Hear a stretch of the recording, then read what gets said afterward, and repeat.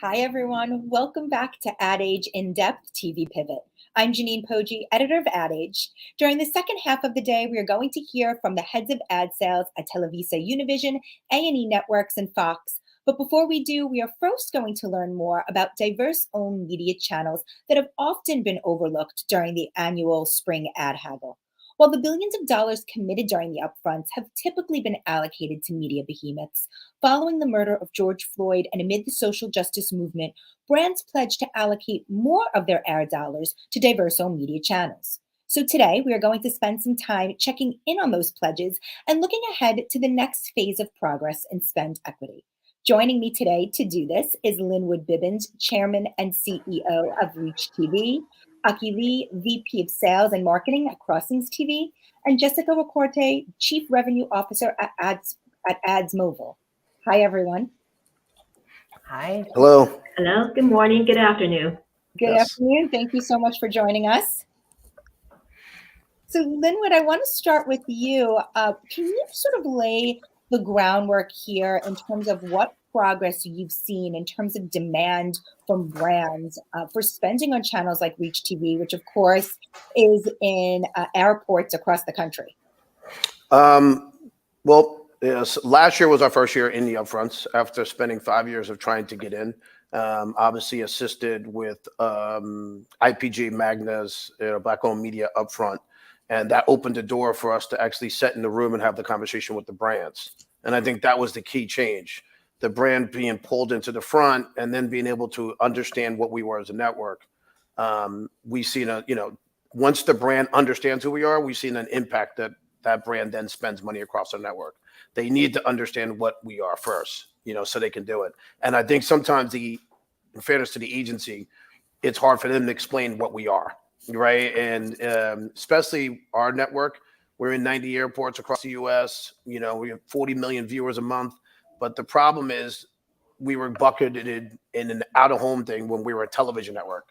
So if you're a traditional out-of-home buyer is looking at a JPEG, which we can't run, we need to run video. It was, square, it never would work. So we really had, like 1% of our revenue was agency up until last year. So would you really say the last year was been about education and sort of forging these types of partnerships to help in those efforts? Yes, I think education. I think part of the other thing is holding people accountable. I'm in the airport. It's like our audience is the most sought after audience, and I still wasn't getting the dollars from the brands and or agencies at the most sought after audience. So, when you hear the word airports are sold out and I have an inventory capacity and I'm not sold out, it was the word frustrating was probably an understatement. We still forged ahead and did what we had to do, but I think, we're now educating and then we're holding people's feet to the fire and we're delivering the results. That's the end of the day, we're driving attribution and driving increase in lift in sales, and we're driving revenue backwards to our brands and to our partners. So Nuestra TV is a new platform that is presented during the New Fronts a few weeks ago. Jessica, could you tell us a little bit more about the platform and the opportunities in the Hispanic marketplace? Yeah, so Nuestra TV is actually part of Ads Mobile, who has been a pioneer in the mobile space dedicated to the Hispanic market. So Nuestra TV is actually informed by a decade of cross-cultural and generational insights, which allows the platform itself to truly be inclusive, but also have an authentic bilingual footprint. So the platform itself is set out to gap the bridge in the household and really connect across generations. We really want to make sure that we're engaging with the entire familia. And the content of the platform itself won't just be focused on entertainment, but we're also setting out to make sure that we're informing and inspiring our community. So you'll see across a tentpole of empowerment. And what did you see from your first New Front presentation? It was the first time going out to the marketplace. What did you sort of feel back? What was the reception? So there are a couple of things there, and I agree with Linwood. It's about education. So traditionally, when it comes to upfronts, I think when you think of Hispanic, you think of those Spanish dominant solutions, right? You think of the Univisions and the Telemundos of the world, but that demographic has changed. We know that Hispanics now, the majority are US born. So there's a complexity now that comes along with it, right? Brands are trying to figure out language, culture, generation, screen preferences. So there is a very huge educational, facet that we're in. We're trying to educate the market overall of what that means. And we understand that there's a lot of nuances. So it's hard to capture if you haven't worked in the space. So there's a lot of education going on, but it's exciting at the same time. We're launching something new. There's a lot of opportunity. The agencies and the clients themselves have done a really good job of bringing us into the conversation. So before, we did have to fight for a place. We would we joke around. We used to sneak into places. That's how it felt. We're sneaking into a party that you heard about, but you weren't in the guest list. That's what it felt like. But now we actually have a room in the table. So it's up to us to really educate the brands of what we have, because it's a value. It really, really is. Okay, can you tell us a little bit about Crossings TV and the community that you're reaching with the platform? Sure, yeah. So Crossings TV is actually a African American owned media entity, and we're serving Asian American community. So we're pretty unique. We are an Asian American TV network, and we serve 7 of the biggest Asian American markets across the U.S. and serve 7 Asian language groups. So our audience, I would say majority of them are the first generation Asian Americans. They come to this country, and a lot of them are like me. They're speaking with accent. And our channel is really trying to provide them a home when they turn on the TV, where they can see something they're really familiar with, a language they understand, and then get informed, get educated, and get connected to the society they're living in. And we are carried on the OTA signal in Northern California, Sacramento, and San Francisco, and on cable in the rest of the market. So our plan is to get more coverage across the nation, because as we see, more Asians are expanding. Before we say New York, Los Angeles, that's where, or San Francisco, that's where you see Asian Americans. But now they're spreading out everywhere, like Midwest, in Texas, Florida, all the places, and we see more and more Asian Americans moving in. And so our network is trying to do our best, with a lot of course, help us advocate for the industry as well, to expand into more markets, to try to serve more Asian Americans. And how have you been working with brands and looking to partner with brands? Yeah, so for us, we are still the little guy that's trying to sneak into the party. I really like the analogy. We got connected with some of the brands. I'm not sure if I can say the name here right now, because we signed an agreement when we were discussing strategy. But we're really glad to see in the past couple of years that people start to notice the Asian American market and notice that this is a unique kind of audience, that you can't just try to reach them with an advertisement, has an agent facing it. And but also we kind of noticed that this market is very complicated. Say Asian American is a big name for a lot of different Asian groups, and every sub-Asian group has the same. The Chinese culture is very different from the South Asian culture. Filipinos have their own unique celebrations and their own unique, messages that they need in the advertisement. So it takes a lot of education, for us to work with the brands. The agencies that we work with, they're very patient with the process, and they start to see the results when they start working with us. And we do provide a lot of consultation on the production itself, which is kind of pinpoint for a lot of advertisers. But I do want to kind of assure people, don't let this scare you, because once you start working with the multicultural media, that they have a lot of experience in production, that they can give you different approach and provide you consultation through the process. It will make it, not as painstaking as you think it is. And with a lot of our clients, you're also saying, we think it's going to be a huge job, but once we start working with you guys, it's more straightforward than we thought it would be. Linwood, we talked a lot about the pledges made last year, 2%, 5% from brands, agencies. What are you seeing come of those, and what do you hope to see moving into, I guess we could qualify this as sort of like year 2 of these pledges? Okay.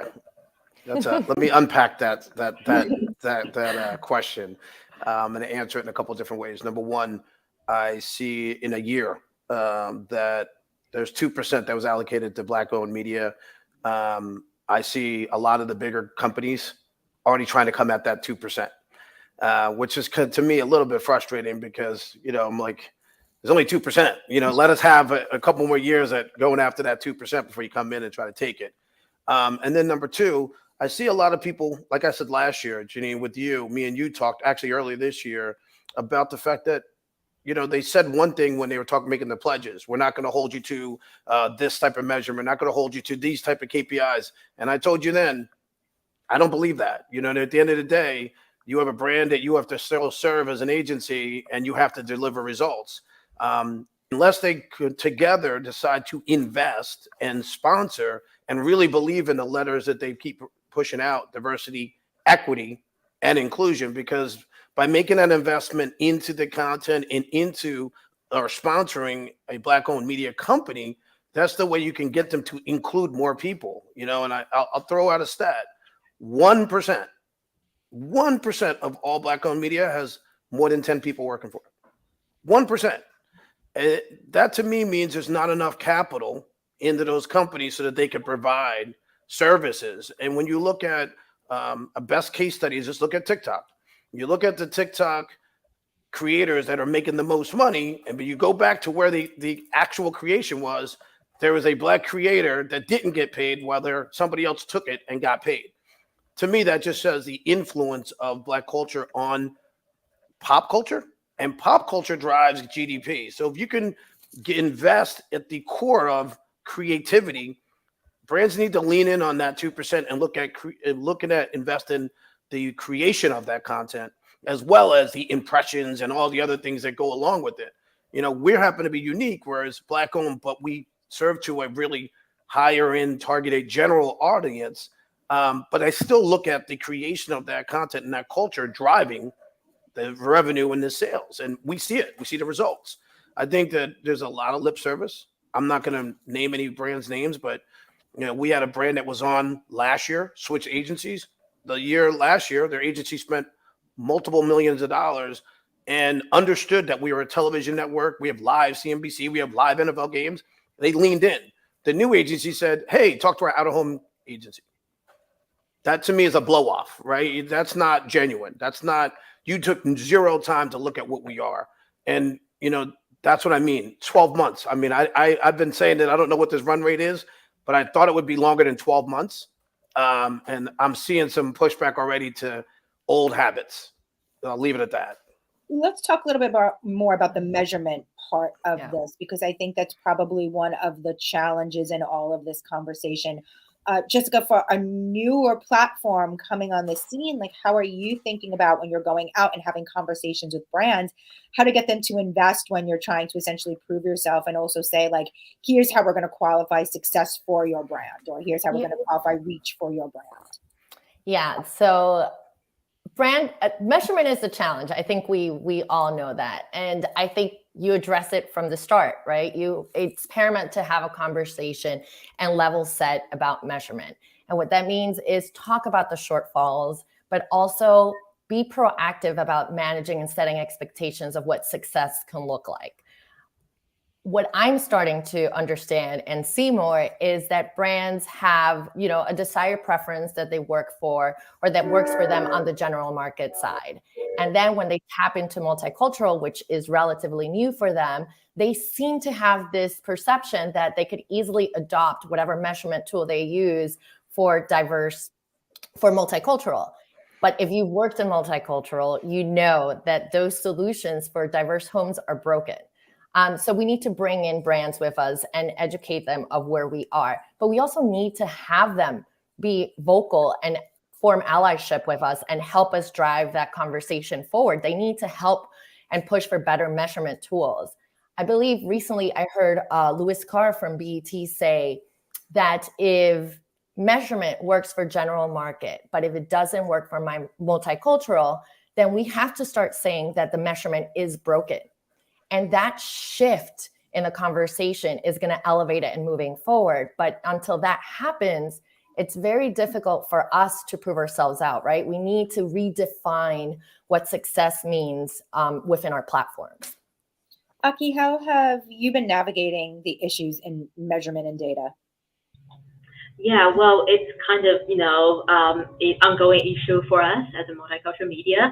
And as Jessica said, the measurement itself is not perfect, especially when it comes to like a smaller market segment. They really don't have enough sample size to accurately measure it. So for us, what we do, we, of course, talk to the brands, kind of educate them on what's happening with the measurement itself, right? So it's kind of unfair to hold all the multicultural media with the same standard of measurement that you've been using with the general market media. But also, I think, from our perspective, we also try to leverage all the data we should have, providing estimations, and a lot of brands are actually pretty happy with that and work with us on those because what they see is the result. The production adoption, you sell more cars, you sell more fast food, and you get more people getting vaccinated, all of those programs. That's how actually kind of we survive in space, without a perfect measurement.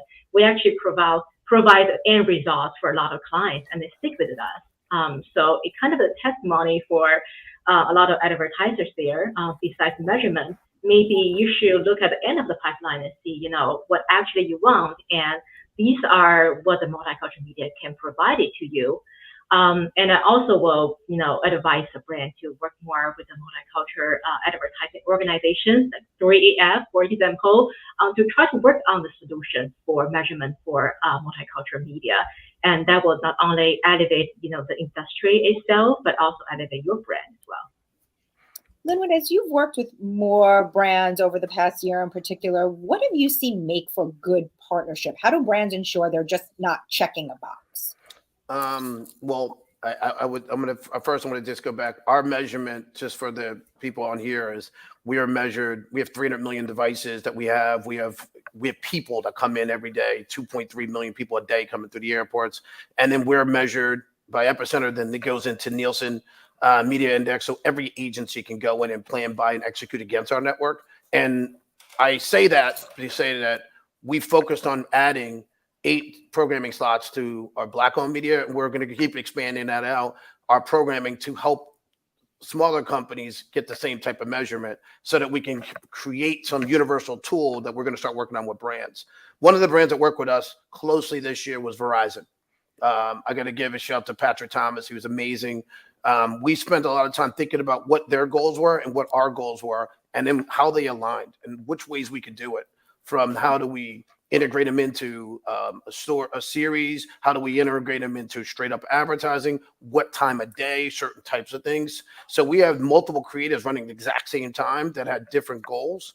And then we had our live NFL, which they loved, and we were able to go in uniquely and put them in different places where they couldn't get in other networks. So, it's taking the time and having the right ally on the other end who really wants to do it. I would say Verizon was great. Amex has been great. Coke has been great. You start thinking about some of these brands that have really leaned in with us. We're super appreciative of it. And GM. I mean, there's so many that this year we had a great year with that. And despite not getting stuff from a lot of people, we still had a great year. So it sounds like really it's about longer term partnerships. These are not like one-off deals where you come in, like run a couple of commercials and like get out the door. It's about building longer term relationships. Yes. Yeah, Jessica, do you want to talk I would about add to that? Yeah, of course. I mean, that's the hope with the pledges, right?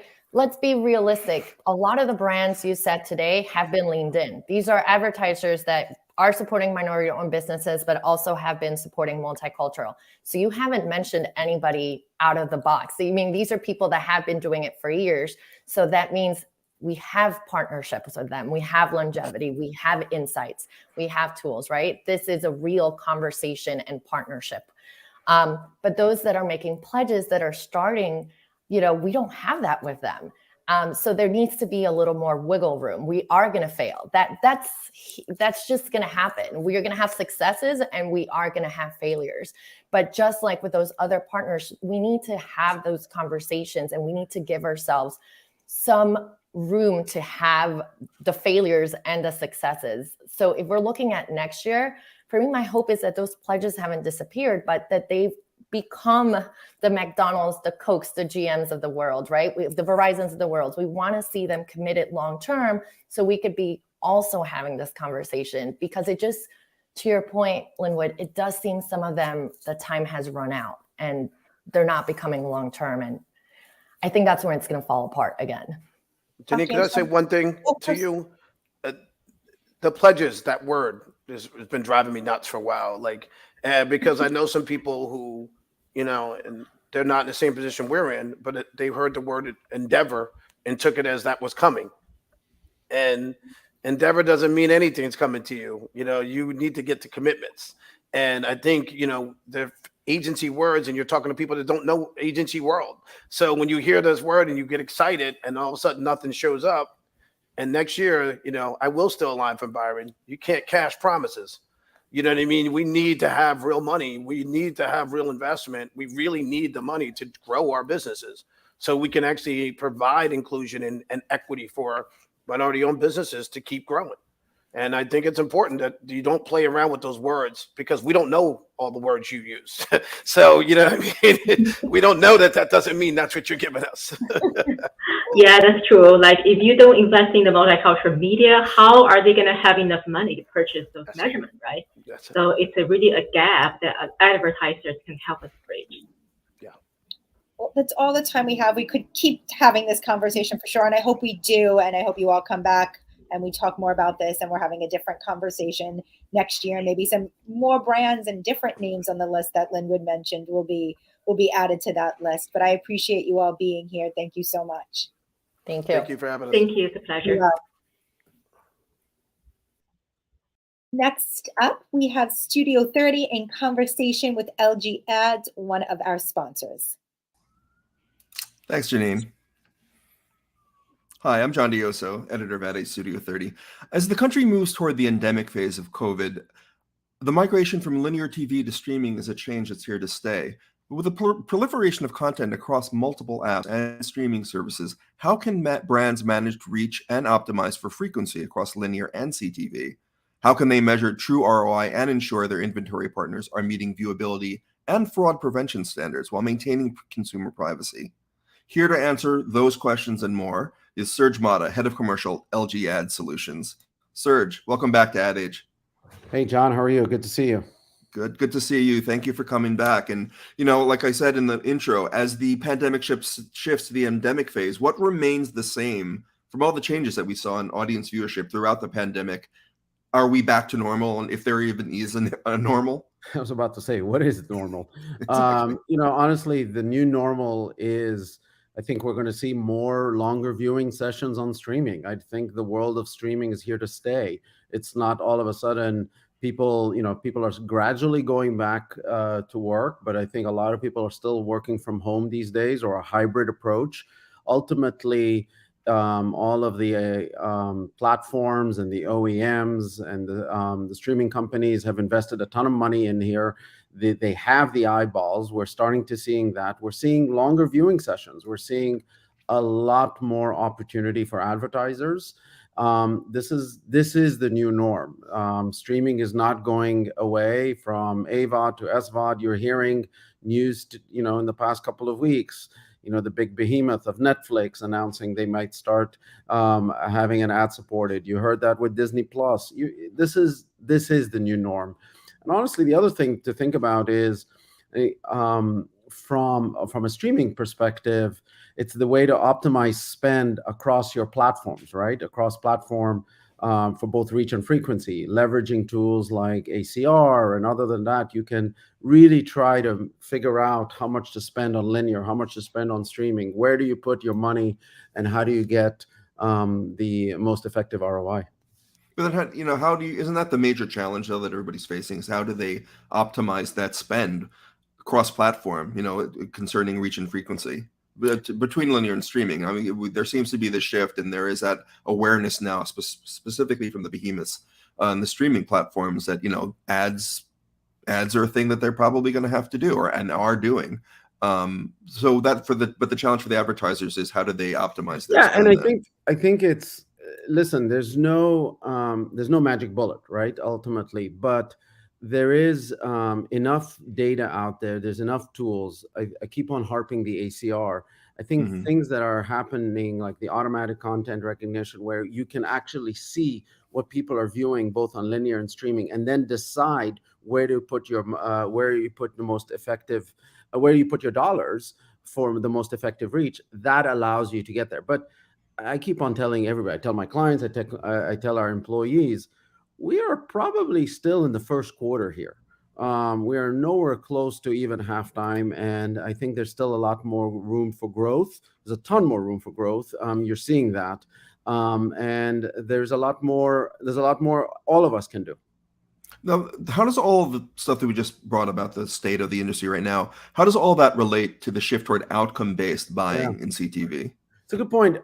We actually introduced something earlier this year where we went ahead and said, we went to the advertisers and said, don't pay us a dime until we guarantee you XYZ in terms of either incremental reach and frequency from linear, or demo guarantees based on age, gender, income, education, other demographic characteristics, or even like app installs or video completion rate.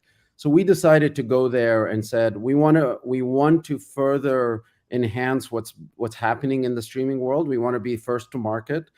And we don't want to measure ourselves. To me, that's the whole point in all of this, is come measure us by independent MRC accredited third-party firms, from the worlds of Experience to the Nielsen's to the Innovids, you name it, to Google. Don't really care. Come and independently verify us. Now, the reception of that among the agencies, we've heard this from many of our clients. We had just our new fronts a couple of weeks ago. The chief investment officer at Omnicom, Jeff Calabrese, was even saying, listen, outcome buying is going to happen. Are we there yet? No, but we're still at the beginning of it. As we get there, it is really important to advertisers. They want to see it. They want to hear about it, but very, very early stages about where we're going. Outcome buying is not new in the industry, especially, it happened in online video, it happened in display, in mobile, and now we're bringing it to streaming. But it is something that I do think 2 to 3 years from now, it will become the norm. Got it. And, you were mentioning before, or somebody we were mentioning about multiple currencies. With all the talk about the search for a single currency, it seems kind of insane. What have you seen regarding support for an actually open ecosystem and just going all out with multiple currencies all at once? Yeah, listen, ultimately the world of a single currency, I think that world is no longer, right? I don't think I'm saying anything that's controversial. There's many multiple currencies that have started showing up, from what NBC is doing with iSpot and others, right? And I think that's all very healthy for the industry as a whole, for the whole ecosystem. Now, the question then becomes is, how do we, like OEMs, support it? Are we going to become another walled garden, or are we going to share our data left and right? And the way we're approaching it, at least at LG Ads, is somewhere in between. We've been telling people we're not a walled garden, but we're not going to be open to everybody. We're going to be a gated community. And what that means is we're going to basically give a passcode. And we're going to give a passcode to people that we want to do business with based on the right terms, based on the right restrictions, and all of that. We've the first start to that, and within a gated community, you get a passcode right before you enter. So we went ahead and did a deal late last year with iSpot, where we are providing them our ACR data for measurement only. And so no one can say we're a walled garden by any stretch of the imagination. And we'll probably do more of those deals, right, for measurement only. And I think that is something that's really important to do, like to enhance not just for iSpot, but for others. We can do it with, there's going to be others in the marketplace. You see what Nielsen just did with Vizio and others. And I think that's all great. We want others to have great data sets, and the measurement by itself will only improve over time. But the world of one single currency measuring all of this, yeah, I think that's behind us. And now we're going to be with the world of multiple, for sure. Obviously, we've been talking about the benefits of CTV as far as targeting goes, enhanced data, but along with those benefits, CTV has become a target for fraud. Anything that is that and growing, that data rich and growing is a target for fraud. So how is the industry handling fraud and brand safety in CTV now? Similar to the same thing that we've talked about. Like I still think we're also in the beginning. We're in the second or third inning here. We talk about viewability, we talk about brand safety. Now, again, I keep on harping on the ACR. That at least tells us what people are watching, what people are, the amount of time spent, what content they're viewing. There's a lot of things that we can leverage the ACR about.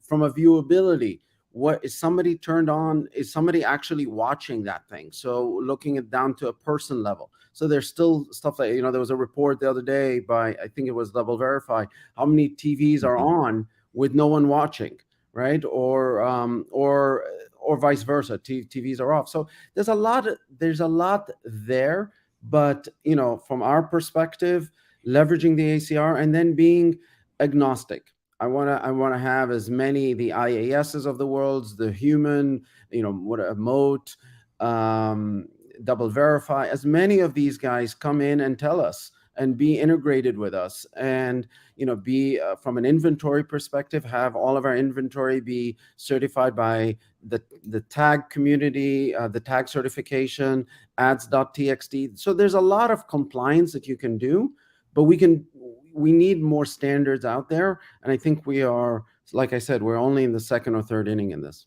Got it. And like you mentioned before, you said 2-3 years down the line, you think we'll be there? I think so. I think so. There's going to be a lot more technology that has to be created. I don't think it's all there yet, but I think we have to be all working together. We have to be open to it. And I think from an OEM perspective, at least I can only talk about LG ads. Whatever makes sense for the advertisers, we will do. Ultimately, that's how we end up making money. And if we don't listen to the advertisers, and they want fraud-free, they want brand safety, they want 100% viewability, they want all of these metrics that they get today in traditional digital, to move into CTV, that has to be the case. And we will get there. And I think we will. I really do. Everything is a lot easier to measure on CTV. As long as people are willing to cooperate with each other. Okay, last question. We have about a couple of minutes left. Look into your crystal ball, or is that an OLED ball? What developments can we expect in the next year ahead? You mentioned OEMs before. Talk a little bit about that to wrap us up. Yeah, listen, those OLED TVs are really, really good, by the way. I know, I want one. Plug for LG for sure. But listen, one of the things that we have seen, before I talk about the future, I really like to talk about what's happened in the past, right? And I think, and how it affects the future going forward. So if you think about it, 3 or 4 years ago, the OEMs, LG, Samsung, did a fantastic job building quality TVs. We talked about the OLEDs. We talked about really picture quality, really great technology. But from a consumer experience, what was happening in order to stream, when somebody logged in and turned on those TVs, the consumer experience was terrible. It was really not great at all. And you couldn't find, half the time, you couldn't find the apps. You couldn't find where the content store was. You couldn't download. Even if you wanted to download the apps, half of them were not even available. So what did consumers do?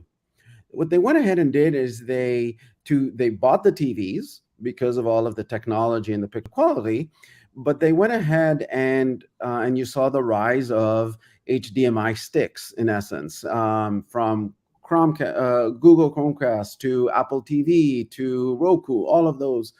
And that was just an explosion, right? And what Amazon Fire Stick, just a total explosion. Now, fast forward right at the beginning of COVID, or even like maybe 6 months before COVID or before the pandemic, what happened?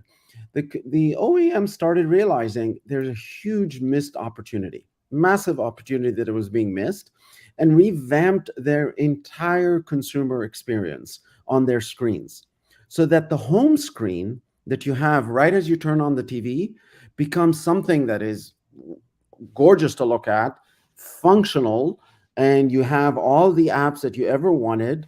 You can see, you can go to the content store, you can go to the app store. It's very user friendly, and there's obviously ad units that you can go ahead and leverage.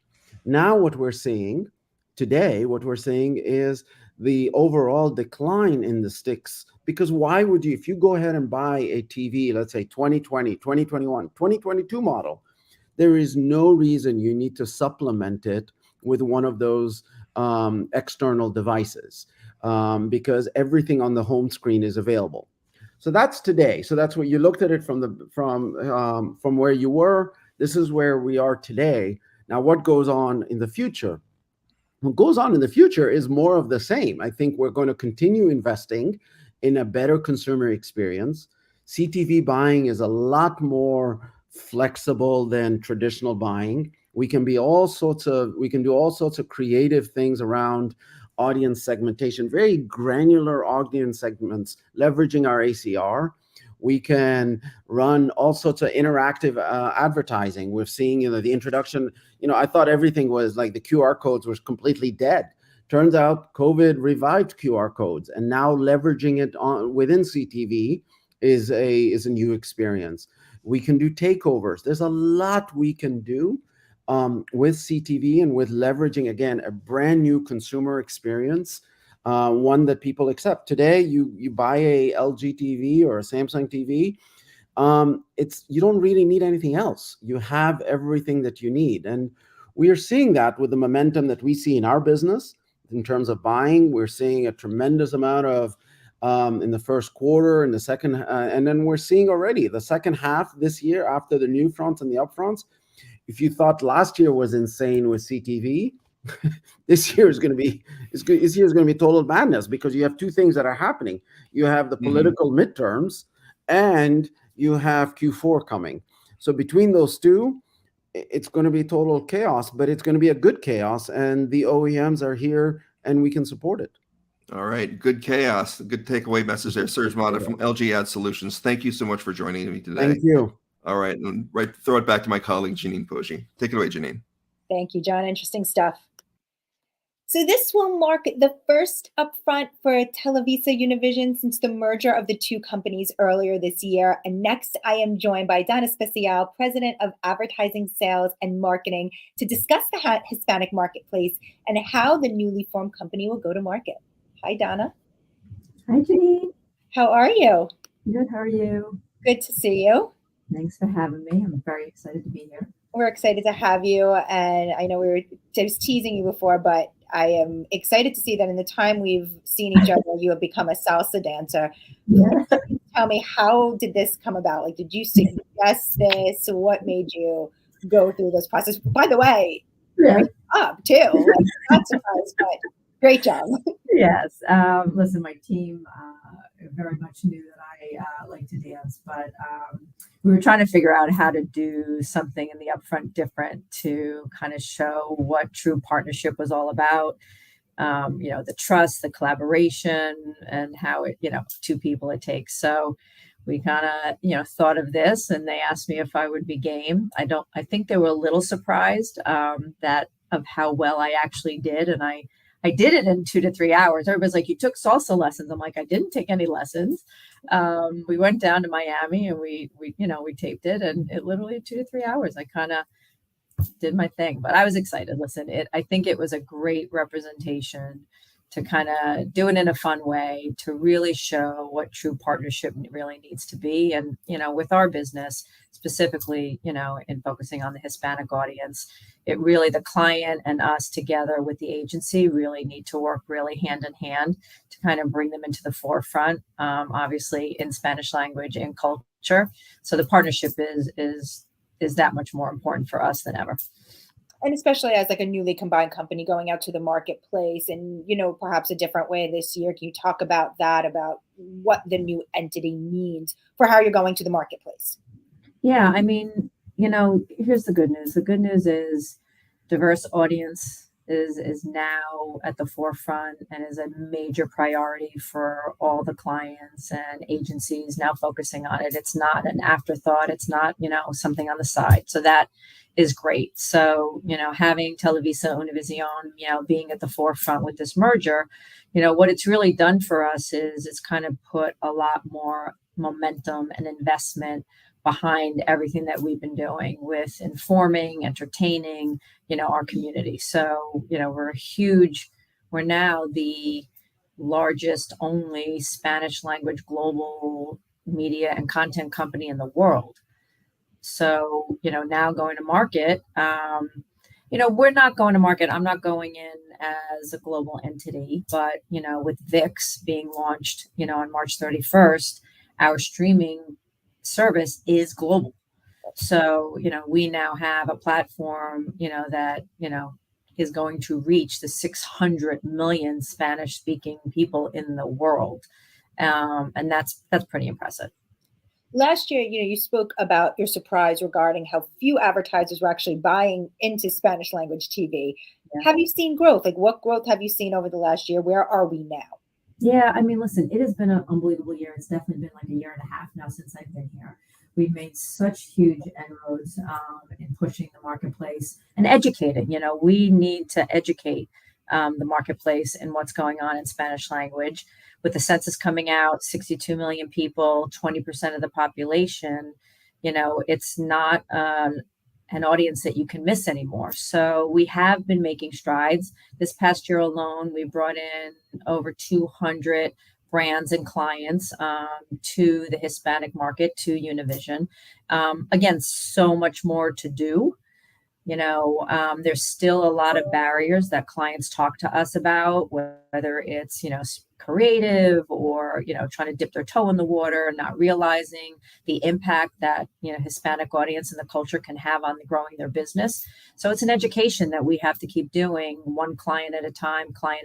But the great news is that we're making huge headway, but there's still a lot more to be done. Yeah, we talked a little while ago in this program about the push to shift ad dollars to diverse-owned media channels and the pledges that have been made towards that end. How has this impacted at all Univision? Like, what do you make of those efforts, and what do they mean for Univision's efforts? Yeah, listen, again, to me, we rise all boats, right? I'm glad everybody's talking about diverse audiences. To me, it's not minority owned or minority targeted. I don't think it's an either or, it's both. It shouldn't be a one or the other. I understand why people are focusing on minority owned, and that's the prerogative, but you kind of have to look at the company itself and what it represents and make sure that the company, whichever way it is, has the scale and the capabilities to be able to drive your business and grow your business. And that's what we bring to the party. We are a huge company that has huge scale in linear, in streaming, in both areas. And we're diverse. We, at the heart of who we are, our mission and our DNA is all about Hispanic, where 80% of our employees are Hispanic. All our content is created by Hispanics. Our board is 80% Hispanic. So, yeah, am I not owned? No, but we are completely minority targeted, and our complete business is focusing, and our mission is on Hispanic audiences. Univision was one of the only media brands really last week, to tout linear TV. Can you talk about the role of linear for the company and what you see as the future of linear TV? Yeah, listen, we're excited. One thing that I talked about, last week was, our streaming business is a complement. It's additive. We did not go into an ad VIX because we needed to, like all the other companies. Their linear business is obviously declining a lot the past few years. VIX is basically coming to the forefront because it was a destination needed. Our consumers were craving a destination to go into streaming service, and it didn't exist. Our linear business is growing. A year ago, we launched Prende. If you remember, this time last year, we talked about that. Well, we're up 7% across the board in our prime time portfolio while launching Prende a year ago. So there's been no cannibalization whatsoever from the streaming versus it's additive to what has been going on. So what we've been talking to clients about is you want to do your linear business because we have the impressions. You can't find the impressions in English language. Where all the impressions are, now bring VIX to the forefront, okay, which is now, been supercharged of everything that we've done because of the Televisa Univision merger. And now it's added reach for your growth. And to me, it's a win-win. Let's talk a little bit more about VIX and how you're taking that to the marketplace this year. How are you thinking about the streaming ad model and the streaming marketplace? Yeah, I mean, we again, this is VIX is just a is a new upgraded launch for us because we did have Prende. What's great about for us for VIX is that it's kind of unique onto its own. We have an experience on one platform where we'll have two experiences. Right now, VIX got launched March 31st. In a few months, we're going to be launching VIX Plus, which will be the subscription model, which we will have messaging in that as well. So what's different and unique about VIX for us is that because it's on one platform, all the consumers and all the viewers that are coming on the AVOD service with VIX, if they choose to upgrade to VIX Plus, you're still going to be getting all of the product and content from what the AVOD service is. So we don't lose that viewer for us. It's additive. So they're just going to get 10,000 more hours, more sports, more live. So we're basically pushing the market, just like everybody else. Obviously, streaming is very top priority for us, but we've been pushing, a lot of the interactive ad models, just like everything else, only because I think what's really important, which is really near and dear to my heart, is standardization, right? We don't want to start creating different ad models that they're getting on all the other streaming services. So we do have the pause ads. We are doing shoppable ads. We're working with Infinitive, to do all the interactive. And we launched with that. So that's happening now as we speak, because I think clients really, and the consumer, are now leaning into much more of an interactive experience. And we want to bring that to the forefront as well. There's obviously been a lot discussed around measurement and, other issues across the board, it seems, in measurement. Representation is also at the forefront. Can you talk about how Univision is navigating like that with the Hispanic data graph that I know that you announced, yeah. Other ways you're thinking about the issues in measurement right now? Yeah, this has been a really big topic for us because I know a lot of people have been talking about the new currencies and different currencies this year. But we needed to take a step back and make sure that, any of the currencies that any of the clients were looking at or any of the media companies were looking at had, holistic representation. I'll be honest that they don't. We've realized, we did a study with TrueSet. We're realizing that any of the data sets that a lot of the clients have been leaning into, they're only reaching 4 out of 10 Hispanics. So all the data that they think that they're reaching and a lot of the attribution models that they've been doing really has not been hitting the mark of what they thought it was. So we wanted to take it upon ourselves to be that resource because we can, which is what I talked about a year ago, where we said we needed to really push and put out the first household Hispanic data graph, which is what we have now done and we're up and launching. So currently, and we've just started this, we represent 85% of the U.S.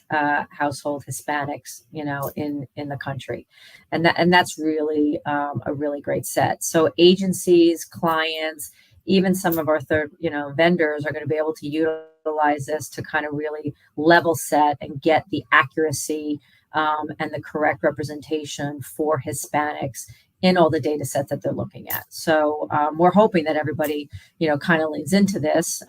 Again, like I told you, I want to raise all boats. So this is about helping the industry in large, but it needed to happen. I mean, the accuracy needed to be there. And I was very concerned, and I still am very concerned, that if we start going into these new data sets, these new currencies, and the representation's not there, we're already going to start out at a negative again.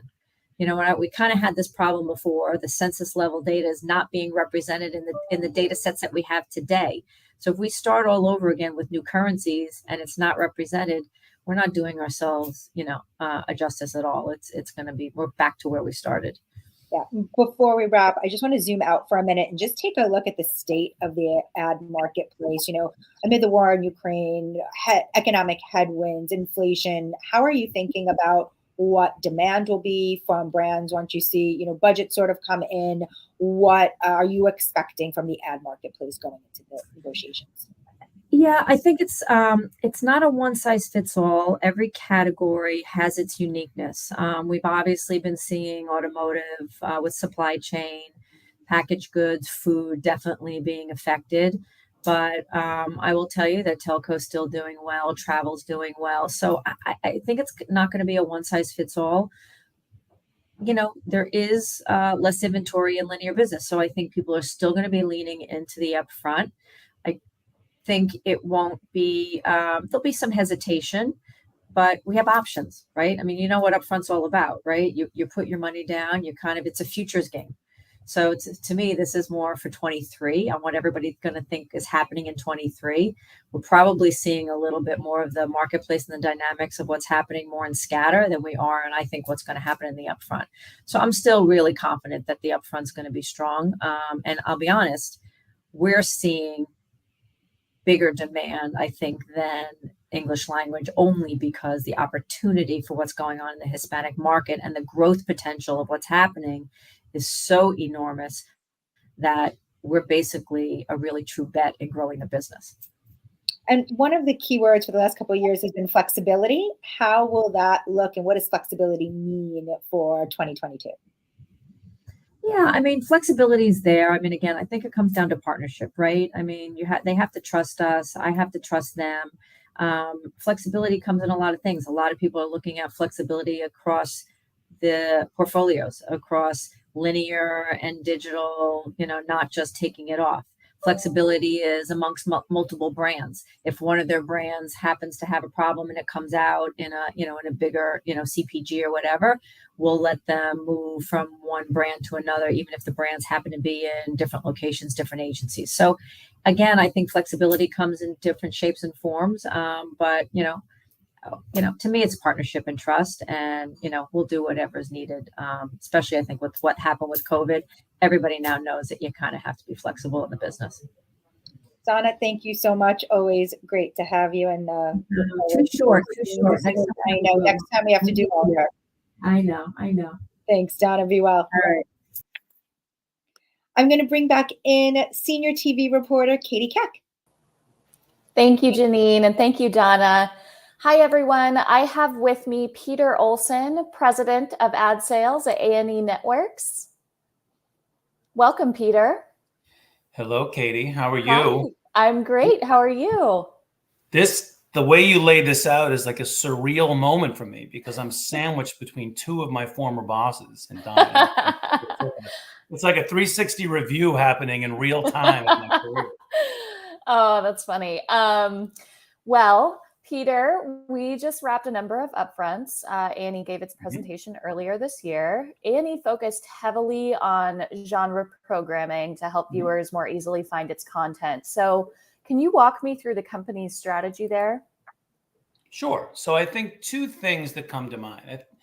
There's so much talk going on these days in our industry around what we classify sometimes as transition points or midpoints in the entire experience. And what we have focused on a lot the last couple of years, and it came out in this upfront, is it starts with the content, because that's what the viewers come for. And that's really what, let's always remember, no viewer says, guess what I am? I'm a data point. No, they're a viewer. They're coming in for the content. They become something we can transact on, but they come for the content. And then ultimately at the end, we're focused on the outcomes. I think ultimately, can we help marketers build businesses is still the primary focus. So the upfront that we did a couple months ago at the front end of this whole process really focused on our how we're dealing with storytelling and doing it differently. And the genre piece, to your point, Katie, is what we're learning now as consumers are finding content differently is they tend to be gravitating to their favorite brands, their favorite genres, and things like this. So we're kind of doubling down a bit on the home and food genres and the things that our company has done really well, which is high-end documentaries on History Channel and movies on Lifetime, et cetera. And then some newer things that are coming, like a really exciting platform called 4UV that I know you and I were going to talk about a little bit today. Yeah, so that's actually a great lead into my next question. Diversity and inclusion was core to that presentation, and I'm wondering if you can talk to us a little bit more about A&E's approach to this. Sure. So, we're not a minority-owned company, so we don't pretend to take on that mantle. I think what we realize, what we can do as a company in our structure is, how do we bring more diverse storytellers into the industry? I think that's one of the things that's really lacking. And it's not something you can turn over in 2 months or 3 months, no matter how much you try.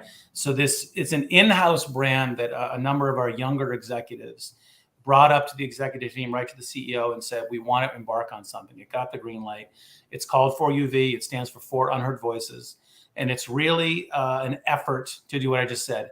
How do we introduce our company and then the industry at large to storytellers, creators, talent, et cetera, that can help bring new storytellers, especially minority storytellers, into the industry. So that is kind of our take on helping on the inclusion fronts. And so far, we're off to a really good start.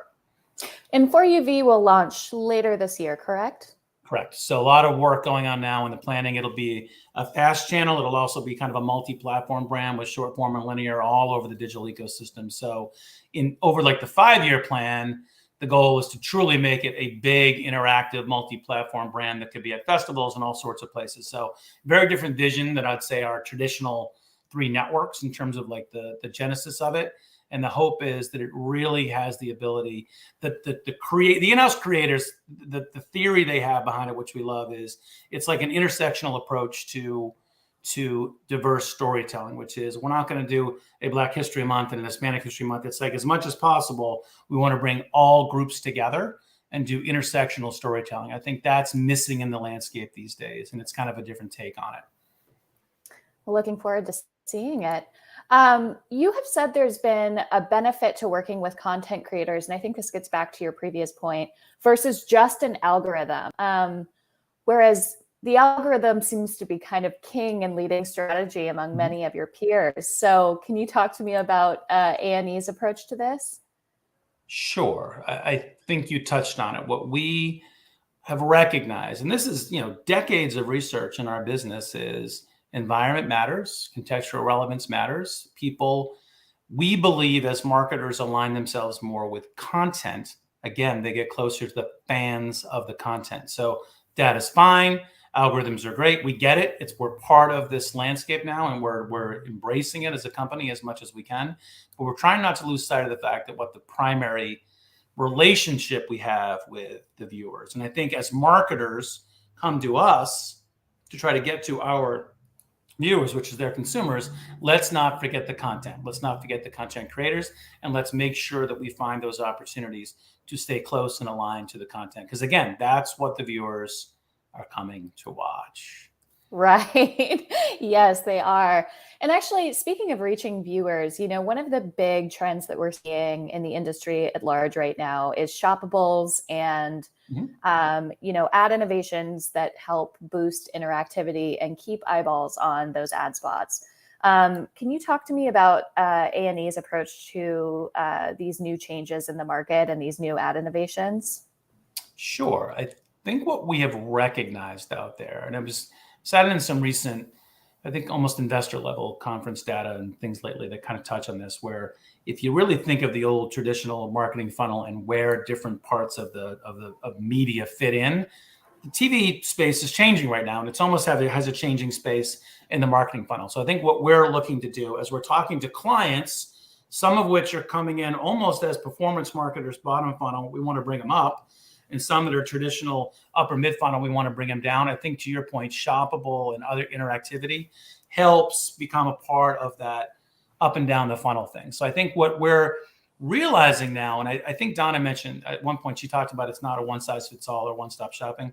More than ever, that's true. the conversations we're having with direct-to-consumer brands that are maybe 5 to 10 years old and how they see media versus legacy customers are very, very, very different. They're judged differently. They're in a different state of their life cycle. And I think what we're realizing is we really have to have customized, bespoke conversations with virtually every marketer now. And then us and the agencies partnering together to figure out how it kind of connects. So that speaks to how we're dealing with measurement. All the things that have kind of been up in the air these days is it all goes to that very changing economy, the viewership that's happening, and also, frankly, the changing marketers that are coming into the video space. Yeah, absolutely. And, alternative currencies have been a big point of conversation in how, media companies are working with their ad partners. Can you kind of expand on that a little bit and how you're thinking about measurement? Sure. Well, the first thing I'll say is we don't think they're ready. And we don't say that with any negative or judgmental tone, but we've looked at this, our research group in particular. There are methodological problems. There are some holes in the source data, but we're willing to work with everybody. So frankly, I think we're at least 2 years away as an industry from literally adopting new forms of currency that our systems can work with, that we can measure, that we can build rate cards, that can go into media mix modeling. All those things are a lot of work. So we're encouraging innovation. We're encouraging better measurement, et cetera. But I heard someone say this recently and I liked it, which was we have to get beyond just the counting of impressions and also get into the value of impressions. So back to your point about algorithms and data and programmatic, is a view a view a view? We don't think so. We do think there's still some parts of the video ecosystem that drive better results than others. So I think we have to get to a point where we're counting better, but also providing more value in the conversation with marketers. And also back to your earlier point, what content do we choose to create, et cetera? Like, I think we need more information to be smarter on all sides of the industry now as we go forward. And I think we encourage all of the new and old entrants in the measurement space to just keep innovating and make the products better. Absolutely. So, we're seeing a lot of ad dollars shifting from traditional linear to digital and streaming. What's kind of your read on the landscape of this shift in the industry? It's definitely shifting, and it should. I think what our take on it is, and again, we're constantly getting new data here, but there was something I looked at this week that I thought was pretty telling. So if you look at the total use of television, so the TUT metric, which is I think the most comprehensive, right? If you break it down on 35 and under and 35 and over, it tells two very different stories. So the under 35 TUT, which is about 25% of the actual total audience watching, that's almost 50% of the time being spent is in streaming. Where if you go to 35 plus, it's still 40% in cable, and it's only 25% streaming. So I think depending on who you're trying to reach, and I think what we're trying to lead marketers to is use each part of the video ecosystem for what it's good at. Focus less on what it isn't anymore or what it can't do. It's like there's still these pros and cons and value parts. So depending on who you're trying to reach, that proportion of spending should be very differently. So I think if a marketer is really valuing the older audience, linear is still a really robust place to be with proven track record, et cetera. I think if you're looking for younger folks, you really have to embrace not only streaming, but frankly, gaming and things outside of the TV ecosystem almost period. So I think it's really an evolving process. And again, having conversations with CMOs and the agencies and all, it's hard. And we're doing our part as a good partner to just kind of help lead people along. And again, I keep coming back to the idea, use everything for what it's good at. And it does actually get back to, I'll give you one statistic, which I think is good. So we looked at the total consumption of our content in 2021 versus 2018, and it was up 3%.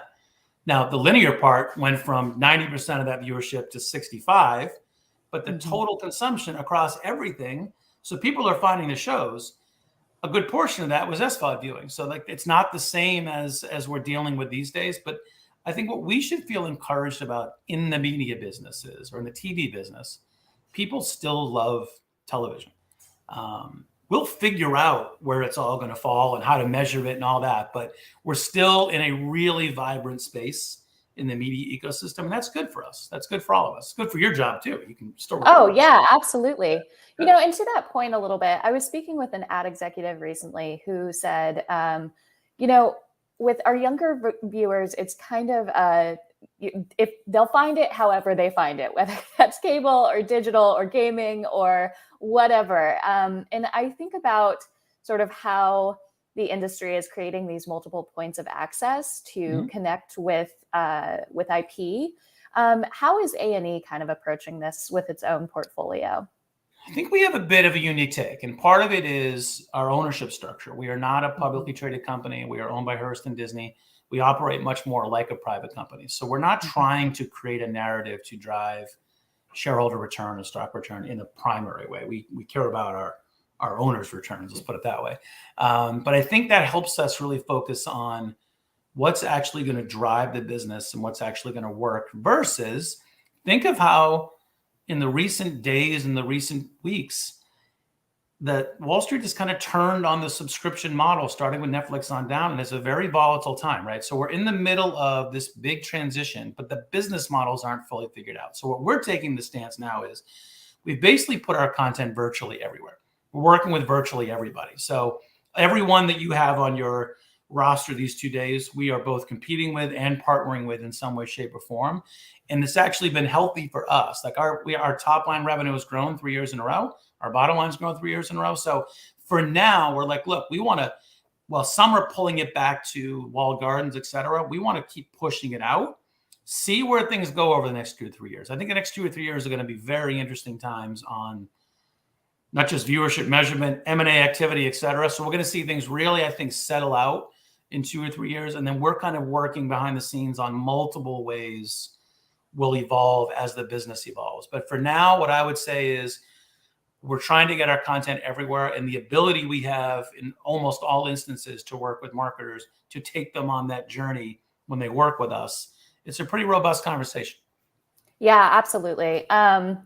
And just to kind of, I want to pivot a little bit before we sign off here. I know we only have a couple more minutes, but I wanted to ask about our economic landscape right now. I'm hearing that budgets are being adjusted even as frequently as daily to kind of account for many of these changes. And we talked about this a little bit before this call, but I'm hoping that you can maybe share with our viewers what your read on this landscape is. Well, Marianne's smarter than me. You can ask her when she comes up next. But I will answer for now. My take on it is, yes, we are seeing a short-term economic challenge. We all acknowledge it. If you look at from inflation to supply chain to the war in Ukraine, all of it's having an impact on all of our marketers in different ways. I think Donna mentioned it before. Some categories different than others. We're actually holding up pretty well in the current marketplace. And the challenge we're all facing and talking to our agency partners about the futures market, which is the upfront, is where's the economy going to be in 6 months and in 12 months? I don't think any of us know. So I think what we try to go back to is we still believe the fundamentals of the economy aren't broken. For the most part, employment is strong, consumer demand is strong. So once we fix some of the, I'd call it unnatural portions of the economic, kind of chain that's out there, we believe that the economy will come back quite healthy. So we're preparing for, you're right. We've heard from a bunch of agency partners, marketers, and we get it. We're empathetic to it. Budgets are changing daily because no one knows what's going on next week, never mind in 4 months. But if you step back, I think everyone does agree. Everything still points to a pretty healthy GDP, et cetera, as we go out into 23. So we feel pretty good about what the upfront is. And if volume comes up a little short, our instinct is that will come back and scatter in the DR marketplace, et cetera. So I don't think we're overly alarmed in the bigger picture. Let's hope. Absolutely. And then lastly, we're kind of looking at more competition in digital spaces than ever before. I mean, the market is absolutely flooded with options right now for consumers. How is A&E kind of setting itself apart in this incredibly competitive landscape? Well, you make a very good point. I think you realize even, I look back in previous upfronts. I mean, the competition was pretty known and somewhat limited. We kind of all knew who we were competing with. It is a very different world now as YouTube and Amazon and a bunch of people come into our space with very different offerings and very different really even ways to go to market. So I think it's a challenge right now. What we really rely on or fall back on a lot, which are kind of the pillars of our company and our department, is we want to provide value. We want to provide great service. We want to be honest partners, and we want to kind of help people through this transition period. We don't pretend to be the biggest, but our capabilities are strong. We are highly focused on being a good partner to, again, help people accomplish the most important part of what they're doing, which is sell more products and services. When they win, we all win. And I think that's our kind of what we hang our hat on. Excellent. Well, thank you so much for being with us, Peter. Appreciate that. It's always a pleasure. I'm going to send it back to Janine, who is going to be speaking with Marianne. Thank you, everyone. Thank you, Katie, and thank you, of course, to Peter. Insightful stuff. And next up, we are going to close out the day with Marianne Gambelli, President of Advertising Sales at Fox. Hi, Marianne. Hi, Janine. How are you? I'm good. Thank you so much for joining us. Thanks for having me. I always look forward to this every year. We're glad to have you. So what was it like being back on the upfront stage last week? You know, it was, I think there was such a pent up demand for people to be together again. And I think we didn't even realize that when we were planning the event. I mean, we mostly planned for virtual, assuming that people would not want to gather in person. And we thought the show would flow better. So I think where we missed it maybe was the live wasn't as live as it should have been, but the virtual, we had an amazing attendance. So it was nice to do the hybrid, but it was so great to see people again. And I think people were thrilled to gather, and it just shows the importance of this time of the year and how this industry comes together. And it felt good. It really did. I do think people were probably surprised by the pre-recorded stuff, but I think also in the environment we're in, Peter's saying we have no idea what's going to happen next week, let alone in 6 months. So when you're planning these, I'm sure it's hard to forecast for sure these days where we're going to be and who's going to be in person or not. But yes, because things were shutting down. You have issues with production shutting down, because they're following different guidelines. There's talent issues. And we really did. I was shocked that people wanted to still travel to New York to do this. But like I said, I think there was such a pent up demand. And when we started to hear that, we were trying to pivot, but I don't think we were able to pivot fast enough. So one of the things I think was interesting across the board last week were fall schedules were really downplayed. And Fox in particular made a decision not to unveil an actual, formal grid for fall schedule last week. Do schedules matter anymore for advertisers? Like, how are you thinking about this? Well, I whether they matter or not, well, the way we were looking at it, it was the night of the week doesn't really matter because so much of the viewing comes after the fact, whether it's on Hulu or on our long tail or on our digital assets. So where it runs is really not as important as much as the long tail of it. So when we try to schedule, we don't just schedule for, what's the competition on Wednesday? It's what's the future of this piece of content across all the different platforms. So we don't feel that the night of the week scheduling is as important as it used to be. It's really, again, the entire view of where that content plays and airs is much more important, I think, in this new world. Yeah. Let's talk about the state of the marketplace. I think Peter was talking a bit about this. He pretty much said you're smarter than him, so you can lean on this a little bit more. So I think it was just a cop out on his part. Sure. Well, I'd love to hear your take on where you see budgets headed, what you think demand will be amid some of the economic headwinds that the world is facing. Yeah, it's funny. Like we've been talking about this a lot. There's been 2 years of uncertainty that we've kind of navigated through. I mean, obviously a pandemic, that was something none of us had ever experienced. And then there was all this pent up demand. And I think there was so much optimism, probably unrealistic optimism, that's probably fueling inflation and some of the other economic headwinds. So I think the market's adjusting a little bit, where I think it was maybe overly exuberant in January. I think it's kind of leveled out, which I think is smart because I never believe the over exuberance. So I'm kind of feeling it's right where it should be. And I think it's, I think clients are being optimistic because, again, unemployment's still low. There's some economic factors, and I think there is a lot of pent up demand for goods. I mean, you can't get a car, you can't get all the things. But again, there's obviously headwinds too. So what we're hearing is they're being optimistic, but they're planning for the worst. So I think flexibility terms are more, as important as they've been in the past. And I think we've learned a lot about how to navigate through that. So I feel confident that the market will be probably exactly where it should be. And I think that we will navigate through this. And I think there will be some inflationary pressure, maybe recessionary pressure. But I did listen to Peter, so I do agree that I think when we come out of that, there is so much pent up demand for goods and services. And I think the way we've learned to, the way we work and live now, everything's so different that I think that marketers need to stay connected to their consumers in a different way. It's so competitive. And, we've seen in past recessions that people that do spend come out better.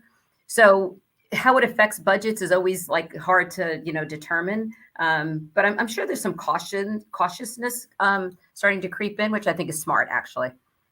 I mean, there are going to be some categories, I'm sure, like autos and others that maybe are going to feel the pressure. Are there other categories in particular that might be coming into the marketplace, new players coming into the TV landscape? Last year was big on the sports betting side, especially for our portfolio. And that's kind of what makes us unique. We don't really have the entertainment assets or the cable nets that the other guys do. So our categories are much more focused around finance and tech. And those categories seem to be very healthy. And tech is a whole bundle of things as far as I'm concerned.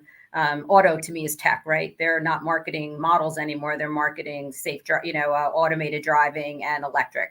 The way we go to, retail is now delivery and, self-ordering. Like everything is sort of tech to me. And I think those categories are still pretty strong. Obviously, we saw currency with crypto last year. That's taken a little bit of a dip.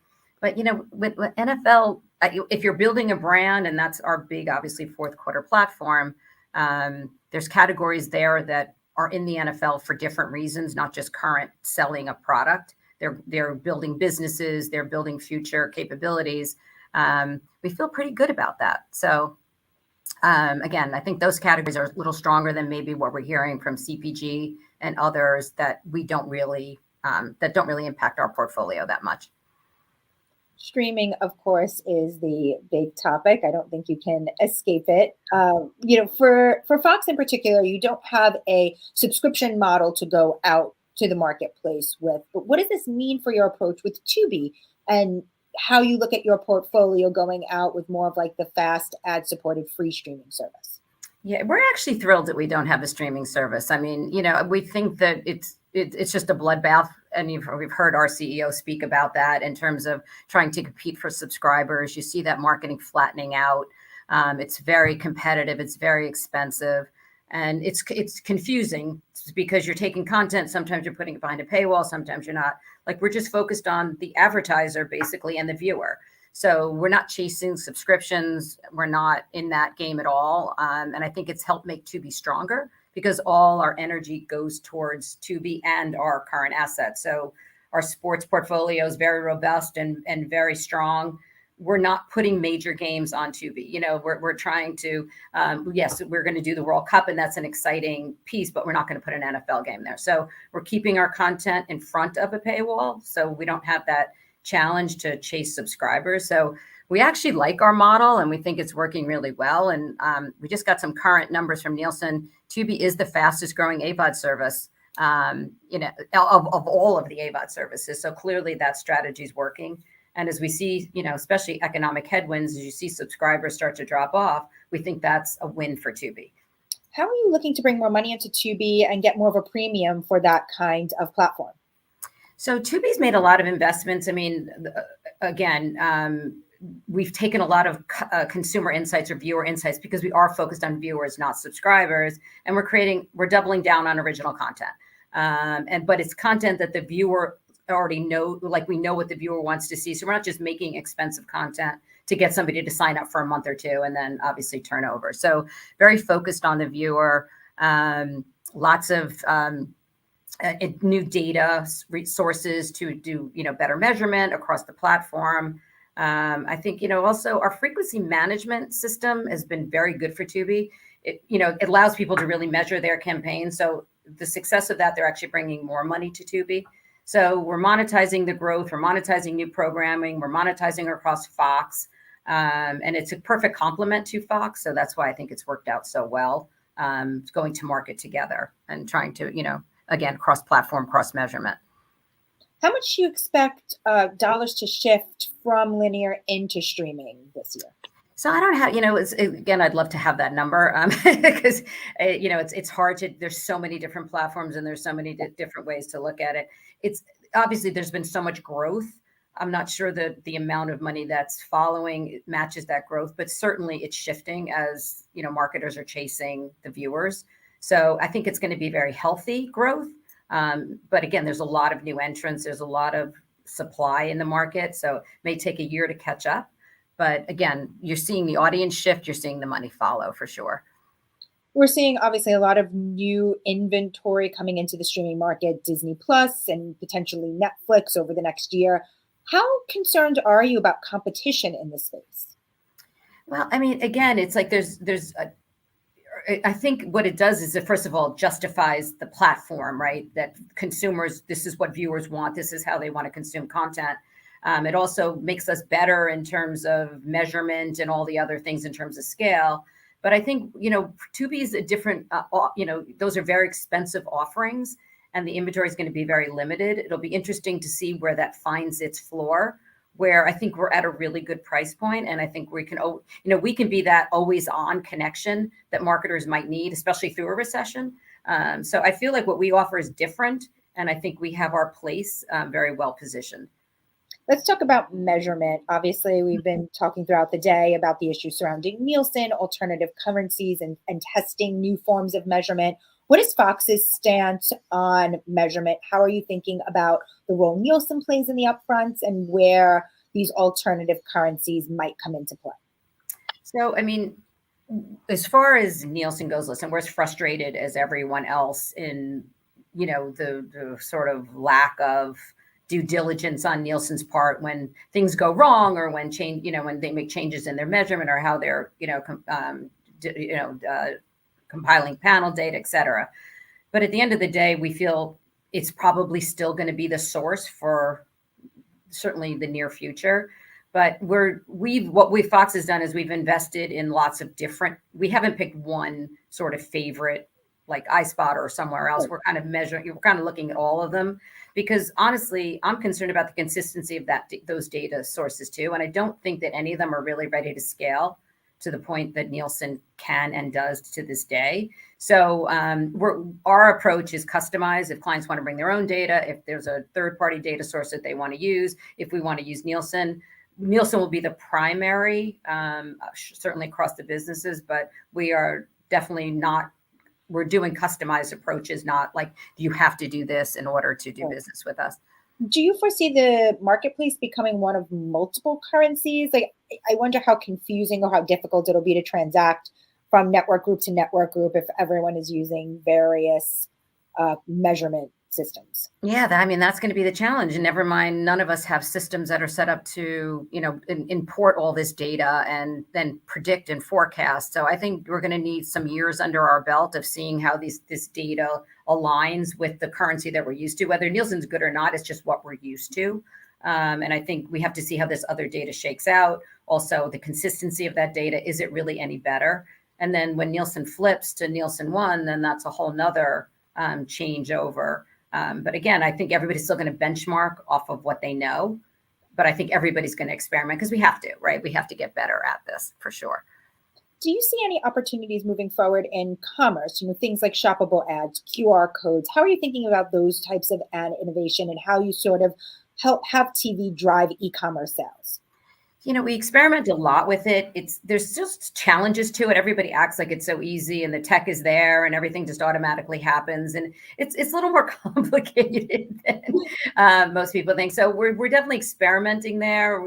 Again, I don't know how much of a business it's going to be in the short term, but I think in the long term, certainly with the type of audience that we connect with, they want everything that's on our air, right? So there's got to be, more, once the tech matches the, improves the ease or makes it much more frictionless, I see that becoming much more scalable. But right now, I think that's still on the, early stages. Can you give us an update on the sports marketplace? Obviously a big one for Fox. So all along we heard that clients were going to be shifting money to sports, taking advantage of the scale, taking advantage, in NFL every week is an event, right? You just can't get that size of an audience. And that's exactly what we're seeing. We're seeing new categories. We're seeing, if a client has been there before, if they had 5 brands, advertising in NFL, now they have 10. So we're definitely seeing this shift. It's been healthy all along. And I think we had a record NFL year last year. We're thrilled to have the Super Bowl this year, and our schedule is amazing. It seems like everybody kind of builds their schedule around sports now. It seems to be like the top of the funnel, and then everything else kind of cascades from there. Let's talk about the Super Bowl for a minute. I know it's early, but it's never too early to talk about the Super Bowl. Can you provide any sort of early read on demand or what you're hearing in the marketplace for Super Bowl 2023? You know what? The conversations that we're having are very typical of what the Super Bowl has been for the past 2 years, where it's brands that want to get out there and make a splash. I think Coinbase really got the market rocking with what they did. And I think people realize the value of the Super Bowl. So we're having many conversations, many of them around long form content, lots of different, many different advertisers, not just your standard. But I think people want to tell stories. So people are looking at 30s, 60s, 90s, as opposed to, 15s and the old, get in, get out, kind of just make it's about storytelling. It's about building brands. And I think this Super Bowl is going to be very successful. Staying with sports for a minute, you mentioned sports betting also a little bit earlier. Can you talk about the opportunities potentially there in the marketplace around sports betting? So, we've been experimenting a lot with that, but it's still kind of at this early infancy stages because, it's not legal in every state and there's still so many limitations to it. And then, obviously there's a couple of major players and we're still working through some things. We think there's plenty of opportunity. We'd love to integrate advertisers. We have done. There's great data around it. There's, great connection, but it's also great connection for us, for our viewer. And we hope it's going to improve the viewing experience and connecting people to live content versus watching clips and catch-ups later on. So we think that same connection works for our advertisers as well. But that's all still in its early phases, given the rollout and the legal approval as states continue to open up. What do you think is the most exciting part, or will be the most exciting part of the upfronts this year? What is most interesting to you? I'm fascinated to see how all the AVOD plays, all of the new entrants play out, like, with new content. And then you've got, the Disney Plus and the HBO. So all of that to me is fascinating, how all of that shifts around. But then it's the hierarchy of how things are changing. So, it used to be you did your broadcast top and then you built your plans. Now like the way I see it, they're actually building their base with CTV or digital and then building their way up. So it'll be interesting to see how that plays out in the marketplace and how, is just a much different approach. And then if there is sort of a market slowdown, what survives well? Does you keep your big beachfront real estate and maybe this ongoing, I don't know. So I think that's the most fascinating part, how this all evolves as audience shift and as media opportunities open up, right? And then obviously new data and how that plays out in the way people plan and buy. Yeah. So it's an exciting time. We were talking before about the different players, like the cryptos of the world and other brands coming into the TV space. What about the D2C landscape? Are you seeing a growth in D2C players coming to TV, connected TV, streaming in particular? What are you seeing there, and what are you expecting from that category? I mean, that's been a booming category for the past couple of years, and I don't see that slowing down at all. Especially as anybody can really bring a product to market easily now. And again, you have this whole DR marketplace or this performance-based market media. And through digital, you can target so well. So I just see that continuing to grow, especially as consumers change the way they connect with their, who they buy from, right? They want that one-to-one. They don't want to go through 3 parties to get to the source, right? They want to deal direct. So I think there's nothing but opportunity there. What would you say is the biggest challenge for Fox going into the upfronts this year? I mean, I think, listen, we have a lot relying on Tubi. There's a lot of pressure, obviously, against there's a lot of new entrants. And I think that is a challenge to just show the value of Tubi versus all of these very high priced, what are perceived as original content and all, a much different profile than what we have, but also what of that program is going to be available to the advertiser versus what's behind a paywall. So again, positioning Tubi in the right light is the most important thing that I think we have. And I think we're perfectly set up to do that, but certainly that's a challenge that I pay attention to. Marianne, thank you so much. It was great seeing you and getting a chance to catch up. We appreciate you being here. Oh, you too. Thanks again. Be well. Well, that is it. That's a wrap on day one of Ad Age TV Pivot. Thank you all for coming and joining us today. Thank you for all of today's panelists for their insightful conversations and discussions, and especially to our co-presenting sponsors, Cadent, LG Ads, and Mountain. Thank you to our Ad Age crew, Anna Sakula, Lauren Ciardio, Arabella Breck, and Shauna Croning for helping to make this live stream happen. Join us back here tomorrow at 11 a.m. Eastern Time for day 2 of TV Pivots, where we'll be joined by TV ad sales leaders from NBC Universal, Warner Bros. Discovery, and Paramount, among others. Thanks, everyone, for tuning in.